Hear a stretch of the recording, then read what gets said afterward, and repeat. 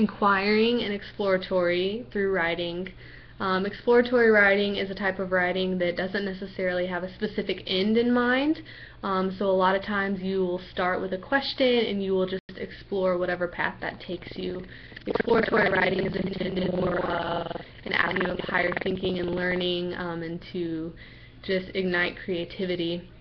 I chose exploratory and inquiry because I think that middle school students should always be asking questions, and that this is the age where they kind of start to hide their creativity because they don't necessarily want to stand out in front of their peers. And so exploratory writing is a way for students to really just explore things that they are curious about and passionate about.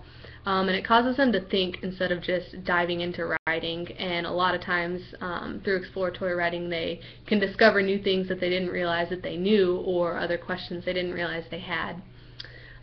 Exploratory writing is important because we use it all the time even when we don't realize it. Anytime that we conduct research, we use exploratory and inquiry. Exploratory is where we think we're going to go with it, and inquiry is what we come across. And students will use this kind of writing throughout their whole lives.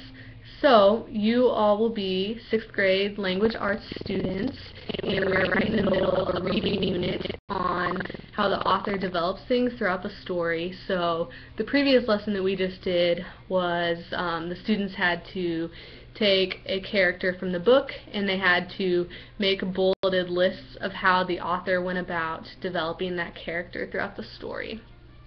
So throughout this lesson I'll be walking the students through exploratory writing, and in real life I would have them do a lot more interaction and explaining the definitions and what it is in examples.